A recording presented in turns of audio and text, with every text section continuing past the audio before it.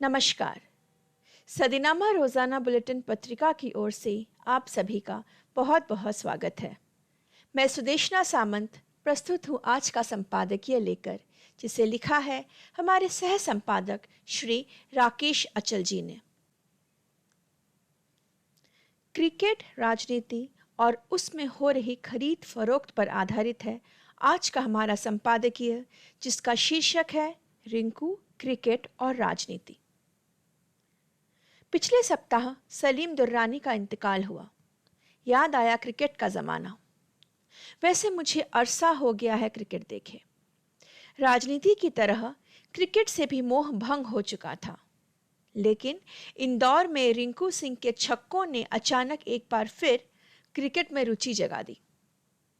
Gujarat Titans के खिलाफ आखिरी ओवर में लगातार छक्के लगाकर आईपीएल में अपनी टीम केकेआर को जीत दिलाने और इतिहास रचने के बाद रिंकू सिंह का खेल देखकर हर क्रिकेट प्रेमी गदगद है।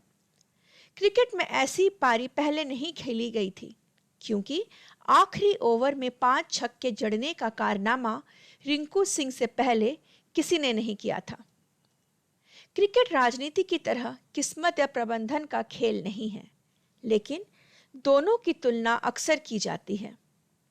लेकिन मुझे क्रिकेट इसीलिए अच्छी लगती है क्योंकि इसमें इतिहास से खिलवाड़ नहीं किया जाता, बल्कि रोज नया इतिहास लिखा जाता है। क्रिकेट में अंग्रेजों के साथ ही दुनिया के बाहर के लोगों की उपलब्धियों का इतिहास शामिल है, किंतु किसी ने किसी का इतिहास विलोपित करने की कोशिश नहीं की। रिंकू सिंह ने भी अपना इतिहास खुद बनाया है।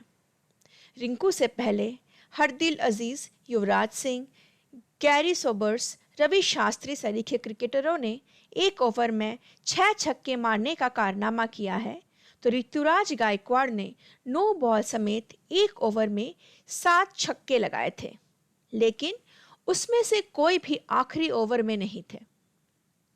मुझे याद है कि वहीं 2016 टी20 क्रिकेट वर्ल्ड कप के फाइनल में निश्चित तौर पर कार्लोस ब्रेथवेट ने 4 लगातार छक्के लगाकर वेस्ट इंडीज को ट्रॉफी दिलाई थी, लेकिन रिंकू सिंह ने उससे भी आगे बढ़ते हुए 5 छक्के जड़ दिए।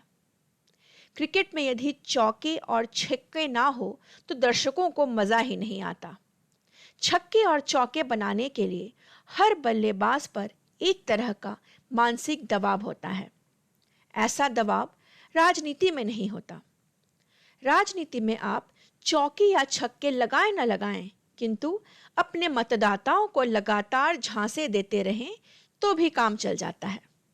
पहले भी चलता था और आज भी चलता है। रिंकू सिंह अलीगढ़ का लड़का है।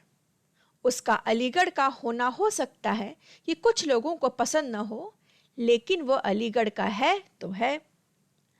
अलीगढ़ देश का 55वां बड़ा शहर है। अलीगढ़ अब तक अलीगढ़ विश्वविद्यालय और तालों के लिए मशहूर था। अलीगढ़ में एक ज़माने में शोखियों में शराब घोलने वाले कविवर नीरज भी हुआ करते थे। इतिहासकार हबीब साहब अभी भी वहाँ हैं। अब रिंकू के नाम से भी अलीगढ़ को जाना जाएगा। अलीगढ़ को अलीगढ़ बनने में सदियां लगी। पहले ये कोल था, फिर मोहम्मदगढ़ बना, फिर साबितगढ़, फिर रामगढ़ और अब अंततः अलीगढ़। सरकार इलाहाबाद की तरह इस शहर का नाम फिर से रामगढ़ करना चाहती है, किंतु कर नहीं पाई। रिंकू को अलीगढ़िया होने पर और अलीगढ़ को अपने रिंकू पर गर्व है, लेकिन हम सब क्रिकेट प्रेमियों को और देश को रिंकू पर गर्व है, क्योंकि उसने एक इतिहास दर्ज किया है जिसे शायद कभी विलोपित नहीं किया जाएगा। क्रिकेट और राजनीति में लगातार उलटफेर होते रहते हैं। राजनीति में भी ऐसा ही होता है। देश के लोग क्रिकेट की भांति ही राजनीति में भी उलटफेर की राह देख रहे हैं। जैसे राजनीति में सजायाफ्ता लोगों को चुनाव लड़ने के अयोग्य घोषित किया जाता है, वैसे ही क्रिकेट में भी निलंबन और पाबंदियां लगाने का प्रावधान है। जैसे राहुल गांधी की मानहानि में 2 साल की सजा मिलने के बाद उनकी लोकसभा की सदस्यता गंवानी पड़ी, उसी तरह श्रीशांत और दानिश कनेरिया जैसे क्रिकेटरों को आजीवन प्रतिबंध और निलंबन की सजाएं झेलनी पड़ी। राजनीति में ये समय सीमा केवल 6 साल की है। बहरहाल रिंकू ने खुशियां मनाने का मौका दिया है। क्रिकेटरों को इस पर खुशियां मनानी चाहिए। रिंकू भले ही प्रतिभाशाली खिलाड़ी हैं, लेकिन वे बिके हुए खिलाड़ी हैं। किसी टीम के लिए उन्हें खरीदा गया था। वे बिके भी थे। राजनीति में नेता बिकते हैं, किंतु उनकी बोलियां क्रिकेटरों की तरह खुलकर नहीं लगती। सब चुपचाप होता है। फुटकर और थोक के बिकते हैं नेता। बिकने वाले विधायक ज्यादा होते हैं, सांसद कम। लेकिन बिकना भी एक कला है। इसके लिए भी आखिर योग्यता चाहिए। यदि आप बिककर भी किसी का भला बुरा नहीं कर सकते हैं, तो आपको खरीदेगा कौन? लेकिन नीलाम होने और बिकने में भेद है। एक में पारदर्शिता है, दूसरे में छद्म। हमारे प्रिय मजरूह सुल्तानपुरी जी वर्षों पहले नेताओं और क्रिकेटरों की आत्मा को पहचान गए थे।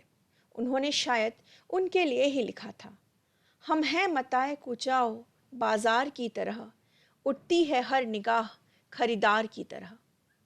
आज हर क्रिकेटर और विधायक की तरफ ऐसे ही नज़रों से देखा जाता है। बिकने वालों को हम गुनहगार नहीं मानते, क्योंकि गुनाह तो हमारे सिस्टम का है, जहाँ खरीदने और बेचने की गुंजाइश रखी गई है।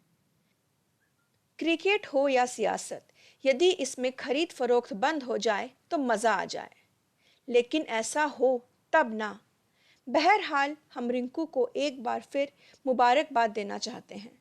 उम्मीद करते हैं कि भविष्य में मौका मिलने पर देश के लिए भी वैसे ही छक्के जड़ें जैसे उसने अभी केकेआर के लिए जड़े हैं। देश के लिए उपलब्धियां करना बड़ी बात होती है, और ये बड़ा काम खेल भावना से ही मुमकिन हो सकता है। आप सुन रहे थे आज का संपादकीय। आशा करती हूँ आपको यह पसंद आया होगा। अगली बार फिर मिलती हूँ एक नए संपादकीय के साथ। तब तक आशा करती हूँ आप सभी सुरक्षित रहें, स्वस्थ रहें, कुशल रहें। धन्यवाद। सुनकर देखो, सुनकर देखो, सुनकर देखो जी। ममता राहुल मोदी बोले, लिखे जितेंद्र जी।